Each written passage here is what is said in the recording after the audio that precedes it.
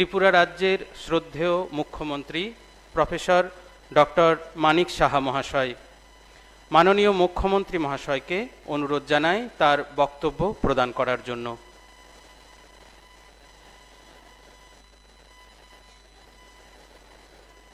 শুভ সন্ধ্যা, সবাইকে নমস্কার।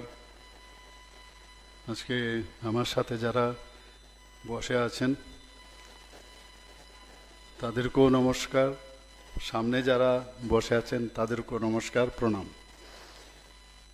আজকে স্বামী বিবেকানন্দের যে মর্মমূর্তি স্থাপন একটু আগে আমরা সবাই মিলে করলাম এই রামকৃষ্ণ মিশন গাঙ্গাইল রোডে, এটা আমার মনে হয় একটা ইতিহাস হয়ে থাকবে, অন্তত আমার কাছে তো একটা ইতিহাস। এই মিশনের সামনে দিয়ে ছোটবেলার থেকে এখানে গেছি, এসেছি, কিন্তু কোনোদিন আমরা হাত দিয়ে বিবেকানন্দজির মর্মমূর্তি প্রতিষ্ঠিত হবে এটা আমার জীবনে আমি কোনোদিন ভাবিনি। তো আমার কাছে এটা একটা বিশাল বিষয় যে এই সুযোগ উপরে রামকৃষ্ণ ঠাকুরই সব ব্যবস্থা করে রাখেন। তো সেই দিনটা আজকে আসলো 16 জানুয়ারি, সারা জীবনের জন্য সেটা মনে থাকবে। এখানে আমাদের মাঝে উপস্থিত আছেন রেভার্ড স্বামী সুবিধানন্দজি, জেনারেল সেক্রেটারি রামকৃষ্ণ মঠ এবং রামকৃষ্ণ মিশন বেলুর মঠ, এবং উনি অসুস্থতা থাকা সত্ত্বেও উনি যেভাবে এখানে এসেছেন, আমি ওনাকে দেখছিলাম, কিন্তু ওনার চেহারার দিকে যখন আমি তাকাই অসুস্থতার কোনো লক্ষণই দেখা যায় না। একদম চেহারার মধ্যে মনে হয় যেন কিছু একটা বলতে চাইছে, কিছু আমাদের বোঝাতে চাইছে। এরকম একটা সুদর্শন ব্যক্তি সব দিক দিয়ে বলতে গেলে, এবং সত্যি আজকে আমি ওনার সাথে এখানে থাকতে পেরে আমি নিজেকে ধন্য মনে করছি, ওনাকে আমার প্রণাম জানাচ্ছি।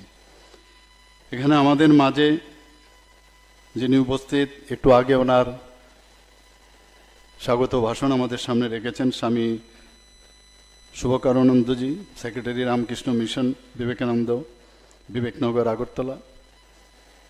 উনি একটু আগে উপরে যখন আমরা বসেছিলাম উনি বলছিলেন কিছু একটা বিষয়ে, ওই যে ফরেন ল্যাঙ্গুয়েজের বিষয়ে বলছেন যে একমাত্র আপনার কারণেই সেটা সম্ভব হয়েছে। আমাদের স্বামীজির কাছে আপনি চিঠি লিখেছেন, ওনার সাথে টেলিফোনে কথা বলেছেন, তবেই এটা সম্ভব হয়েছে।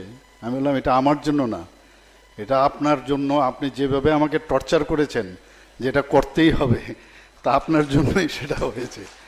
না, আপনাকে দেখলে এটা না করার উপায় নেই, কন্টিনিউয়াস যেটাকে ধরে পেছনেই লেগে থাকে। তো খুব এই ধরনেরও ব্যক্তি আমাদের এই দেশে আছে, আমাদের রাজ্যে এসছেন উনি। তো যে কারণে এটা আজকে সম্ভব হয়েছে, তো আমি এটাই বললাম ওনাকে। আমাদের মাঝে উপস্থিত আছেন সবার প্রিয় মুখ, আমাদের মেয়র সাহেব, আগরতলা মিউনিসিপ্যাল কর্পোরেশনের শ্রী দীপক মজুমদার মহোদয়। সবসময় ওনাকে আপনারা টিভির পর্দায় দেখেন, সবসময় ব্যস্ত থাকেন, কাজে থাকেন, এবং আমার সাথে কন্টিনিউয়াস একটা সুসম্পর্ক সবসময় থাকে, কোনো জায়গায় কি করতে হবে না করতে। এখানে জাস্টিস রিটায়ার্ড এস.সি. দাস মহোদয় উপস্থিত আছেন। ওনার সাথে আমার বহুদিনের পুরনো পরিচয়, ভালো লাগে। যেটা বলে একটু আগে স্বামীজি বলেছেন যে কোনো লোককে দেখলেই কিন্তু অনেক সময় একটা প্লিজেন্ট ফিল হয়, ওটা ফিল গুড যে বিষয় থাকে। অনেক সময় face is the index of mind. তো এরকম কিছু ব্যক্তি আছে যার মধ্যে আমাদের রিটায়ার্ড এস.সি. দাস মহোদয় আমাদের মাঝে আছেন।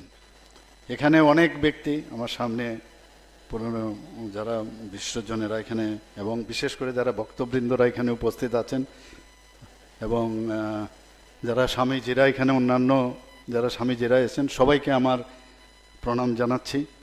এবং প্রিয় সাংবাদিক বন্ধুরা, এবং যারা রামকৃষ্ণ পরমহংসদেবকে বিশ্বাস করেন, ওনার সম্পর্কে চিন্তা করেন, স্বামী বিবেকানন্দকে নিয়ে চিন্তা ভাবনা করেন, ওনার যে দেখানো পথ সেগুলো চলার চেষ্টা করেন, তো সবাইকে আমি এখানে উপস্থিত থাকার জন্য হার্দিক অভিনন্দন ও শুভেচ্ছা জানাচ্ছি। এখানে বলা হচ্ছিল যে এই গাঙ্গাল রোড এলাকায়, আমি যেটা বললাম ছোটবেলার থেকে আমরা দেখে এসেছি, কিন্তু এটা আমার জন্মের আগেও এটা কিন্তু স্থাপন হয়েছে প্রায় 1949-এ। আমার জন্ম হয়েছে 1953-তে, কাজেই আমি ভেবেছিলাম আমি বোধহয় সিনিয়র, কিন্তু এখানে সিনিয়র আমার থেকেও বেশি এই রামকৃষ্ণ মিশন 1949-এ। এবং বন্যা এবং দুর্যোগ পুনর্ত্রাণ কার্যক্রমের সময় যখন এখানে অনেক স্থানীয় ভক্তরা মিলে সবাই যখন বেলুর মঠে অনুরোধ করেন, তখন এখানকার সেবা কাজ শুরু হয় এবং পরে 1964-এ এখানে আশ্রম এবং বিদ্যালয় এখানে স্থাপন হয়। এখানে একটু আগে আমরা শুনলাম বিভিন্ন আমাদের যেটা বিবেকানন্দজি সবসময় বলতেন, আমরা সবাই জানি, এগুলো আর নতুন করে মনে হয় না বলার প্রয়োজন আছে, ইউ নো এভরিথিং, যে service to people, service to god. তো এই যে বিষয়ে আপনারা যেমন কাজের মাধ্যমেও বিবেকানন্দজি যা বলে গেছেন সেগুলো কিন্তু আপনারা কন্টিনিউয়াস আজকের তারিখও করছেন। এখানে উপরে যখন গেলাম তো বললেন যে যাতে স্টুডেন্ট যারা আছে তারা যেন নিজেদেরকে মনে করে যে না, আমরা মানে অপাংক্তেয় নয়, আমরাও একটা সমাজের লোক এবং আমাদেরকেও প্রপারলি থাকা খাওয়ার ব্যবস্থা এই সেন্টার থেকে করা হয়েছে। তো সেভাবে আমাকে বলা হয়েছে। এখানে যারা ছাত্ররা আছেন, কম্পিউটার প্রশিক্ষণ কেন্দ্র, তারপরে একটু আগে যেটা বললেন যে সত্যিই খুবই আনন্দের বিষয়। এবং কি কারণে উনি বলেন শ্রীকৃষ্ণ মিশনের সামনে মহারাজজি বলছিলেন যে আমাকে ভাত দিবি, তো এর থেকেই এই যে সব কিছুই আমাদের মানে মস্তিষ্কের মধ্যেই, কিন্তু আমরা সেটাকে এক্সপ্লোর করার যখন আমরা করি তখনই সেটা দেখা দেয়। আমরা নিউটনস থার্ড ল আমরা জানি, বা নিউটনস কোনোদিন ভাবিনি যে গাছের থেকে অনেকে দেখছে যে আপেল নিচে পড়ে, কিন্তু কেউ ভাবেনি, কিন্তু ভাবলো যখন, সেটাই আজকে এত বড় ল হয়ে গেল। আমরা সবাই জানি যে গ্রেভিটেশন। তো এইরকম এই ধরনের ঘটনা যেন হলো, তো পথবাসী মানুষকে রান্না করে 60 থেকে 65 জনকে আপনারা খাওয়াচ্ছেন। ওনাদেরকে মানে খাওয়ানো ঠিক না, একটা অন্নদান করা হচ্ছে, এটা একটা বিশাল বিষয় আমাদের জন্য। আপনাদের দেখে অন্যরাও উদ্বুদ্ধ হবে, অন্যান্য আশ্রমে ওরাও করে, কিন্তু এটাই আমাদের হওয়া উচিত। কারণ সরকার তো সরকারের কাজ করছে, কিন্তু আপনাদের মতো যে সংস্থা তারা যখন এইসব কাজ করেন আমাদের জন্য অনেকটা মানে ইজি হয়। আমার মনে আছে আমি যখন লখনৌতে আমি ছিলাম, কেজিএমসিতে আমি পড়তাম, তো মাঝে মাঝে ওইখানে আমি একটা ঘর আমি নিয়েছিলাম, ফ্যামিলি শুদ্ধই গেছিলাম। তো সময় তো পেতাম না, কিন্তু হঠাৎ করে যদি সময় পেতাম ওখানে রামকৃষ্ণ মিশনে আমি যেতাম সন্ধ্যের সময়, আরতি শুনতে যেতাম। আরতি শোনার অর্থ হচ্ছে যে যখন যায় তো একটা কনসেন্ট্রেশন, আর আমরা তো মনে হয় যেন এই কনসেন্ট্রেশনে নিজেকে খুঁজে পাওয়া, যে সাবজেক্টের জন্য গেলাম সেই সাবজেক্টটাকে আরও ভালোভাবে জানা। তখন কিন্তু ওই সমাজের যে এত চিন্তাভাবনা কম, নিজের কেরিয়ারটাই আগে, যে যেভাবেই হোক পাশ করে বেরিয়ে আসতে হবে। কিন্তু একটা অদ্ভুত একটা ফিলিংস আসতো। তো সেখানে তৎকালীন সময় মহারাজাকে যখন আমি দেখলাম, যে প্রণাম করলাম, যেটা একটু আগে স্বামীজি বললেন যে প্রণাম করার সাথে সাথে আপনি কোথার থেকে এসছেন, বলে আগরতলা থেকে। ওরে বাবা, আগরতলা তো মানুষ সাংঘাতিক ভক্তি, মানে পুরো ওনাদের কাছে তো ভক্তিই ভক্তি। আমি তো ওখানে ছিলাম।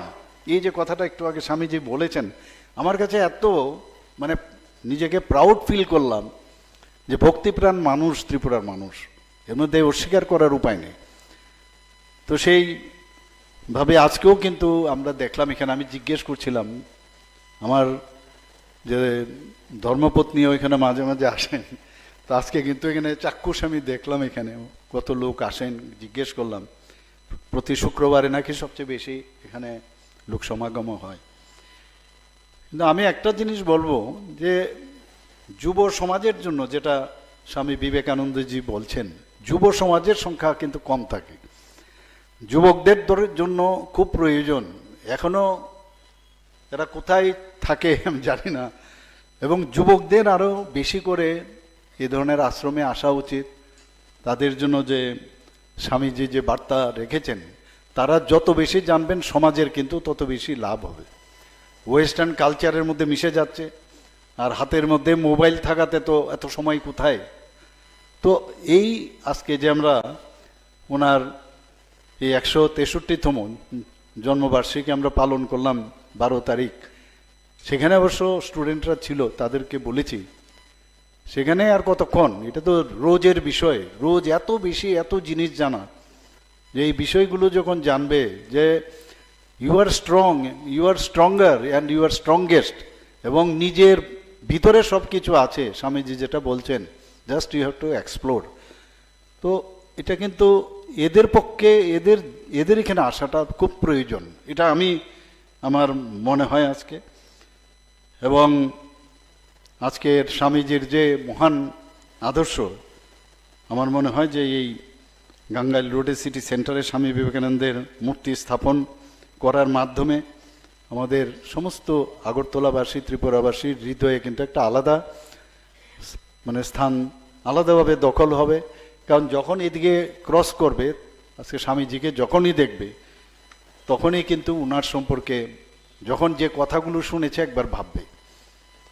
আমরা সবাই জানি স্বামীজি নিয়ে, এখানে তো আমার সবাই প্রাজ্ঞ ব্যক্তি, বিদ্বান ব্যক্তি, এখানে আমার লেকচার দেওয়াটা কিন্তু আমার মনে হয় ঠিক হবে না, তবুও কিছু কিছু লিখে নিয়ে এসছি আপনাদের সামনে, না বললে নাই হয়। আমরা সবাই জানি যে ভারত এটা সনাতন ধর্মে বিশ্বাসী। সনাতনের আমি একবার বৌদ্ধিক নিচ্ছিলাম, তো সনাতনের যে অর্থ আমাকে যেটা বলা হয়েছে আমি আপনাদের সামনে বলছি। এখানে মহারাজজিরা আছেন আমার থেকে অনেক অনেক বেশি জানেন। সনাতন বলছে যে ভারতবর্ষ কবে শুরু হয়েছে, নোবডি নোজ। আর ভারতবর্ষের এত পুরনো ঐতিহ্য, তার কৃষ্টি সংস্কৃতি, এই মুঘলরা এসে এখানে রাজ করেছে, ইংরেজরা রাজত্ব করেছে, এরকম বহু লোক এসছে, কিন্তু ভারতের সভ্যতা কিন্তু নষ্ট করতে পারেনি। আজকে গ্রিক সভ্যতাই হোক, আজকে ইজিপ্ট সভ্যতা হোক, সেগুলো কিন্তু এখন মিউজিয়ামে ঢুকে গেছে, কিন্তু ভারতের সভ্যতা কিন্তু এখনও রয়েছে। এবং আজকে ভারতের যে আসল যে সনাতন ধর্ম, আমরা যদি সেই 1893 11 সেপ্টেম্বরে যদি আমরা চিকাগোর ভাষণ এখনও মাঝে মাঝে আমরা শুনতে ইচ্ছা করে, তো বোঝা যায় যে বিবেকানন্দকে যদি জানা যায় তো ভারত সম্পর্কে সব মানুষ জানবে। এবং এটা আমরা সবাই জানি, সবাই বলিও। তো আমাদের মানুষ, মাননীয় প্রধানমন্ত্রীজি 2014 পর আসার পরে কিন্তু আমরা দেখছি বেশিরভাগ ওনার নামও নরেন্দ্র, আরেকজনের নামও নরেন্দ্র দত্ত। তো আমরা দেখছি অনেক মিল, যে ওনার যে কাজ কর্মের যে চিন্তা ভাবনা, অনেকটা দেখছি যে ওনার যে যে মেসেজগুলো দিয়েছেন সেগুলো ইমপ্লিমেন্টেশন করার চেষ্টা করছে। মেইন যে আজ এবারের যে ওনার জন্মবার্ষিকী, 163তম জন্মবার্ষিকী, সেই উপলক্ষে আমরাও অনেক প্রোগ্রাম করেছি। এবং স্বামীজির যে মেইন উদ্দেশ্য ছিল যে দেশ প্রেম, সেটা কিন্তু মাননীয় প্রধানমন্ত্রী জিও করছেন। যে আমাদের মধ্যে আজকে হর ঘর তিরঙ্গা, আপনারা সবাই জানেন হর ঘর তিরঙ্গা। এর আগে তো অনেকে আমরা তিরঙ্গা উত্তোলন করেছি, কিন্তু হর ঘর তিরঙ্গার প্রোগ্রামের মাধ্যমে যারা দেশের স্বাধীন করার জন্য যারা উৎসর্গ হয়েছেন তাদেরকে স্মরণ করা, পাশাপাশি এই যে তিরঙ্গাকে তাকে সম্মান দেওয়া, তার মাধ্যমে দেশপ্রেমের ভাবনা নিজের মধ্যে সৃষ্টি করা। এর জন্য বললাম অনেক জিনিস কিন্তু মিল আছে। আমাদের মাননীয় প্রধানমন্ত্রীজি কি বলছেন আজকের দিনে, আমি কোরিলেট করছি এই কারণে যে মেরা দেশ মেরা মাটি, আমার এই মাটির উপর দিয়ে আমরা হেঁটে যাই, অথচ আমরা এই মাটির সম্পর্কে, আমাদের যে মাদারল্যান্ড, আমাদের মা, তাকে কিন্তু আমরা ভোলা উচিত নয়। এবং এই মাটি নিয়ে আজকে আপনারা চিন্তা করুন, কর্তব্য পথে আমরা সমস্ত দেশের সব জায়গা থেকে গেছে, সেখানে অমৃত বাটিকা তৈরি হয়েছে। এবং আমাদের সেক্রেটারিয়েটের সামনেও আমরা এই যে অমৃত বাটিকা আমাদের বিভিন্ন ব্লক থেকে আমরা এনে, বিভিন্ন মিউনিসিপ্যালিটি থেকে এনে আমরা সেখানেও করেছি। এই যে ভাবনা চিন্তা, এখান থেকে বহু যুবক ট্রেনের মাধ্যমে তাদেরকে আমরা সিওফও করেছি, তারা গেছে এখানে কর্তব্য পথে। আজকে ভাবুন, সারা ভারতবর্ষের মাটি একটা জায়গায় গিয়ে সেখানে একটা বাগিচা হলো, তার নাম আজকে অমৃত বাটিকা। এই যে দেশ ভাবনার যে বিষয়, এর জন্য বলছি অনেক মিল, অনেক কিছু স্বামীজির চিন্তা চেতনা এবং ওনার যে আদর্শ তরুণ প্রজন্মের মধ্যে সৃষ্টি করা, সেটা কিন্তু আমাদের মাননীয় প্রধানমন্ত্রীজি সেটা করছেন। কিন্তু বিবেকানন্দজি বললে আমরা বলবো যে এটা একটা আশ্চর্য একটা জীবনের নাম বলা যায়, একটা আশ্চর্য জীবনের নাম। এবং যুব সমাজের কাছে এখনও আজকেও ওনার যে চিন্তা ভাবনা, এগুলো কিন্তু আজকের যুব সমাজের কাছে উনি একজন আইকন হিসাবে থাকবে। এবং যুব শক্তিকে সঠিক দিশা যদি দিতে হয়, একমাত্র বিবেকানন্দজিকে জানতে হবে। এবং আমার মনে হয় যে এটা ভারত আত্মার একটা মূর্ত বিগ্রহ, যদি আমি if I am not wrong, এবং দেশনায়ক, চিন্তানায়ক এবং যুগনায়ক।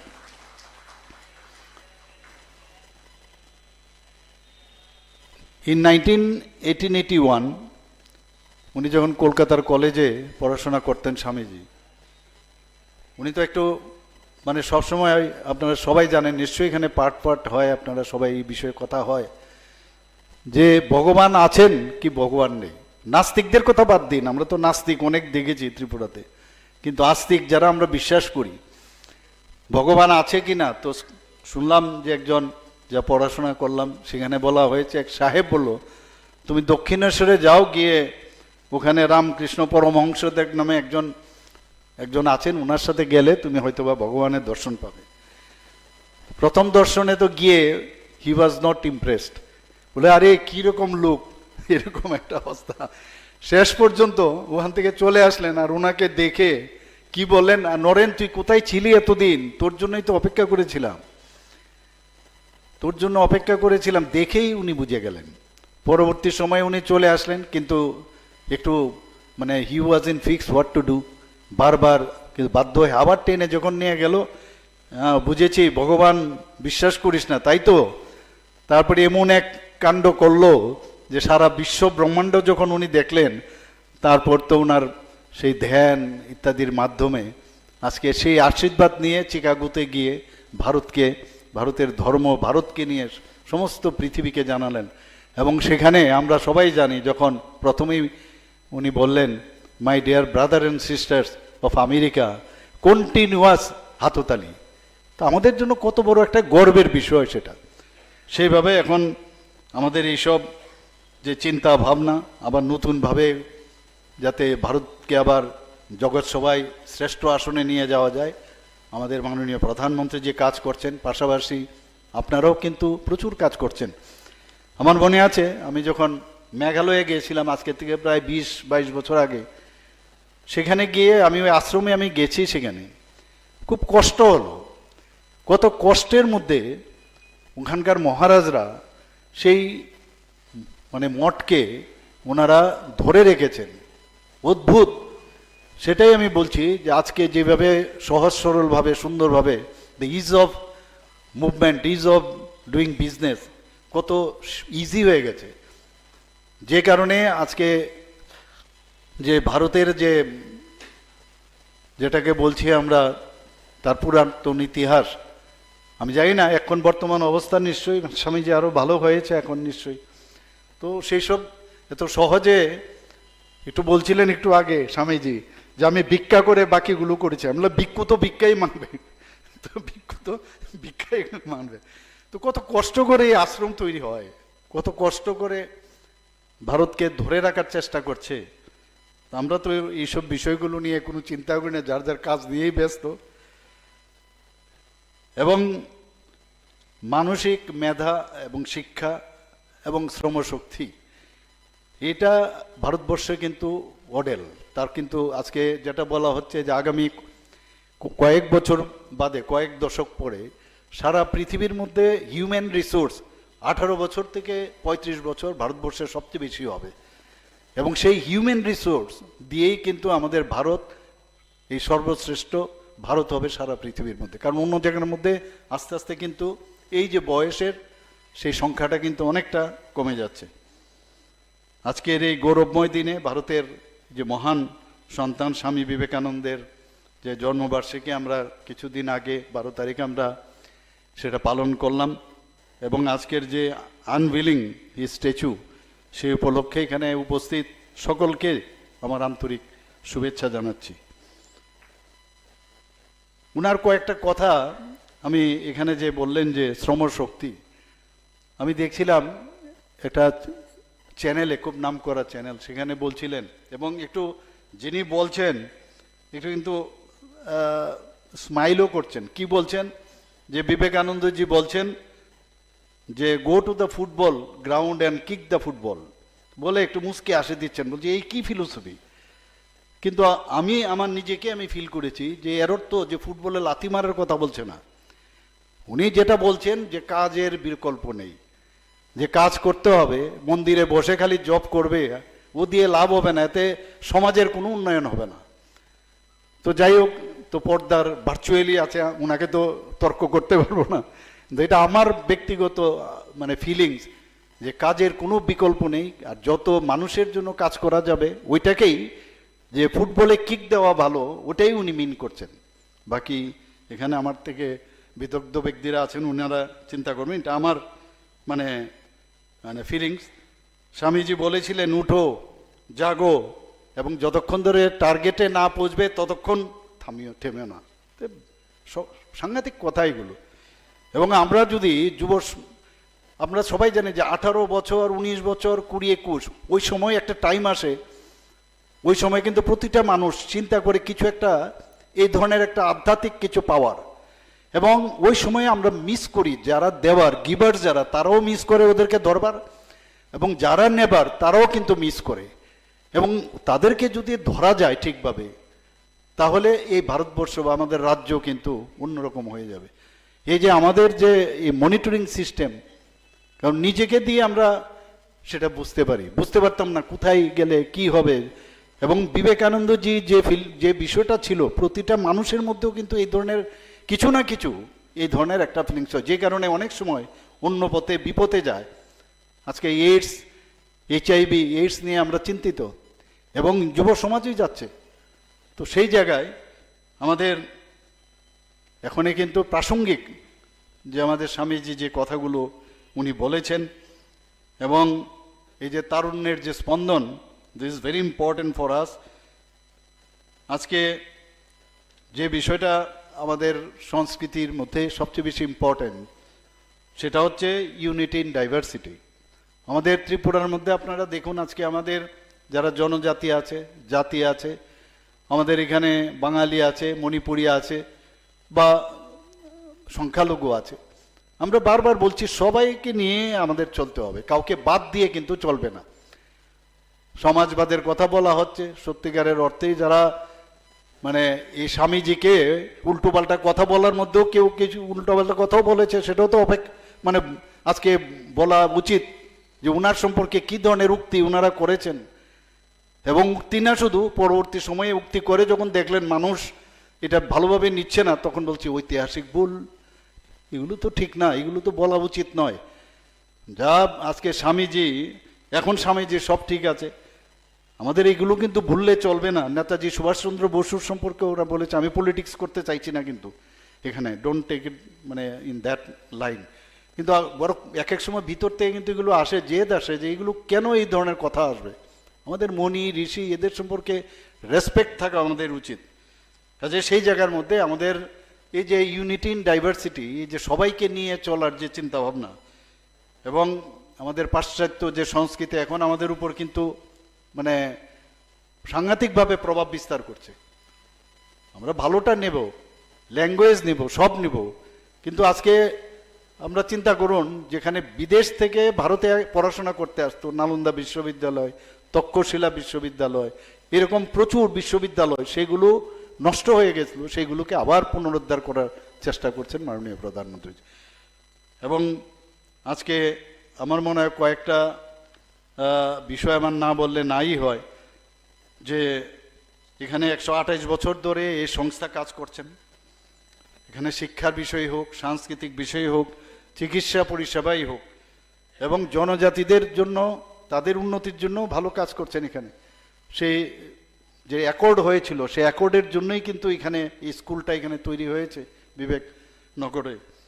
এবং আমি জিজ্ঞেস করছিলাম যে 31% এসটি সম্প্রদায়ের এবং 17% এসসি এবং বাকি ইউআর, এর মধ্যে আবার কিছু পার্সেন্টেজ আছে এটাও ঢুকানো হয়েছে ওবিসি। এটা কিন্তু আমার মনে হয় না অন্য কোনো স্কুলে এইভাবে মেনটেন করে এবং সেই অ্যাকর্ডকে ফলো করেছে। তো আমি একবার জিজ্ঞেস করেছিলাম ওই লোকগুলো কোথায়, তাহলে তো আমাদের পক্ষে অনেকটা সুবিধা হয়। সমাজের যারা এই সম্প্রদায়গুলো বেরিয়ে এসছে তারা রামকৃষ্ণজির আদর্শ, বিবেকানন্দজির আদর্শ নিয়ে যখন বেরিয়ে এসছে তাদেরকে আমাদের সমাজে খুঁজতে হবে কেন? তারা যদি আমাদের আজকে এত বছর ধরে এই স্কুল, তো ওরা তো ওই যা খবর আমি পেলাম, আমাকে যে দেওয়া হলো উত্তর, যে তারা নিজেদের কেরিয়ারের জন্য আসে আর কিছু না। তাহলে লাভটা কি হলো? তাহলে প্রপার এডুকেশনটা কোথায় গেল? সমাজে আমি একটা বাড়িতে গেলাম, সোজা চুপচাপ আমার বাড়িতে গিয়ে আমি, আমার ওয়াইফ, আমার ছেলে আর মেয়ে, এগুলো তো লাভ হবে না কিছুর কিছু।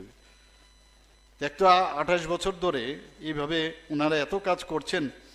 আজকে 1989-এ এই যে আপনাদের সেন্টারটা, সেটা এখানে স্থাপন হয়েছে। আমি গত কিছুদিন আগেও আপনাদের ওই সেন্টারে আমি গিয়েছিলাম। এখানে যারা অনেকে হয়তো বা ছিলেন, উপস্থিত ছিলেন, যে উৎকৃষ্ট মানের যে শিক্ষা সেটা কিন্তু এই বিবেকনগরে আপনাদের এই যে রামকৃষ্ণ মিশন সেটা কিন্তু সেখানে দিচ্ছেন। আমি তো অনেক জায়গায় বলি, অনেকে আমাদের বলেন, মুখ্যমন্ত্রী হিসাবে বলেন যে একটু আমার ছেলেকে বলুন, আমার ছেলেকে একটু ভর্তি করিয়ে দিবেন কিনা। বলে আমার পক্ষে অসম্ভব, লাভ হবে না, এত ট্রান্সপারেন্ট। আর মহারাজকে বললে আমি ডিগ্রেডেড হয়ে যাব, তো এর জন্য বলার সুবিধাও নেই, আমি কোনো স্কুলেও বলি না। তো এইরকম একটা স্কুল আমাদের জন্য গর্বের বিষয়। এবং তার কারণ এটা কিন্তু আমার না, এটা কি স্বীকৃতি পেয়েছে, তারা স্পেসিফাইড ক্যাটাগরি স্কুল হিসাবে ত্রিপুরা সরকার সেটাকে ঘোষণা করেছে। সাইবার স্মার্ট স্কুল হিসাবে ভারত সরকার সেটাকে ঘোষণা দিয়েছে। সিবিএসসির যে প্রধান কার্যালয় এই শিক্ষা প্রতিষ্ঠানকে এক্সাম্পলার সিবিএসসি স্কুল হিসাবে সেটাকে অভিহিত করেছে। 2023 এবং 2024 সালে এই বিদ্যালয়ের যারা শিক্ষার্থীরা আছেন পরপর 2 বছর সিবিএসসির পরিচালিত 10ম শ্রেণী যে পরীক্ষা হয়েছে তার মধ্যে উত্তর পূর্ব ভারতের আমাদের নর্থ ইস্টার্ন রিজিয়নের মধ্যে ফার্স্ট হয়েছেন তারা। সেই সাথে সিবিএসসি বিদ্যালয়ে দেশের অন্যতম একটা আইডিয়াল স্কুল হিসাবে, আদর্শ বিদ্যালয় হিসাবে প্রশংসা পর্যন্ত করেছেন এবং সার্টিফিকেট দিয়েছেন। এইভাবে একের পর এক কাজ করছেন। আর সেদিন যখন আমি গেলাম ওনাদের এখানে, একটা এত সুন্দর নিরাময় নাম দিয়েছেন ওরা, মানে সবাইকে ভালো রাখতে হবে, সুস্থ রাখতে হবে। নিরাময় হাসপাতাল ওনারা তৈরি করেছেন এবং বিভিন্ন যারা ডাক্তারবাবুরা আছেন এবং ওই যে সব জায়গায় জায়গায় গিয়ে কিভাবে আনেন, মানে যে সাহায্য প্রার্থনা করেন, সাহায্যটা কাদের জন্য? নিজেদের জন্য না, সাধারণ মানুষের জন্য। এবং যেভাবে ত্রিপুরার মানুষ আমি দেখি যারা যারা এই মঠের সাথে যুক্ত আছে তারা কিন্তু নিঃস্বার্থভাবে তাদের ডাক্তার দিয়ে হোক বা ম্যান পাওয়ার দিয়ে হোক সেই সাহায্যটা করছেন। কিছুদিন আগে একটা এয়ার কন্ডিশন একটা ডেন্টাল ভ্যান ওনারা রোটারি ক্লাব থেকে দিয়েছে। আমার সাথে যখন ওরা যোগাযোগ করলো আমি বললাম যে রামকৃষ্ণ মিশনের সাথে যোগাযোগ করো, কারণ এই এত বড় গাড়ি সেটা কোথাও রাখো কিন্তু সমস্যা, কাজে ওনারা মেনটেন করবেন। মহারাজজি তো নিজেই গাড়ি চালাচ্ছিলেন, এত সুন্দর লাগছিল আমার। এবং ভিতরে ঢুকে আমি অদ্ভুত, এত ভালো লাগলো, দুটো চেয়ার, উন্নত মানের চেয়ার। এবং আমি বললাম আমাদের যারা ডেন্টালের ডাক্তারবাবুরা আছেন তারাও ইউজ করতে পারবে, আমাদের কলেজেও, গভর্নমেন্ট ডেন্টাল কলেজে তারাও ইউজ করতে পারবেন। এইভাবে একের পর এক ওনারা কাজ করছেন। আমাদের মানে যদি হিউম্যান বিইং হিসেবে আমরা বলি যে রামকৃষ্ণ পরমহংসদেব, স্বামী বিবেকানন্দ জি এবং সারদা মার বাদে আমাদের জীবন একটা শূন্যতায়। আমরা মানে সবসময় সকালবেলা উঠে একবার কোনকে ওনাদের স্মরণ করে ওনাদের আশীর্বাদ নিয়ে বেরোনো উচিত, যেটা আমি প্রতিদিন করি। যদিও আমি কিন্তু মন্ত্র নেইনি, কারণ আমি আমার মিসেসকে সামনে আমি পাইলট কারের মতো পাঠিয়ে দিয়েছি। আমি বাইরে বৃষ্টির মধ্যে আমি ভিজেছিলাম, তো ওনার মাধ্যমে আমি ঠাকুরের মানে সান্নিধ্যে আমি লাভ করি। আসুন আমরা সকলে মিলে আজকে স্বামী বিবেকানন্দের যে চরণে শ্রদ্ধা নিবেদন করে আমাদের আজকে ওনার আশীর্বাদ প্রার্থনা করি। সবাইকে নমস্কার, ধন্যবাদ, জয় হিন্দ।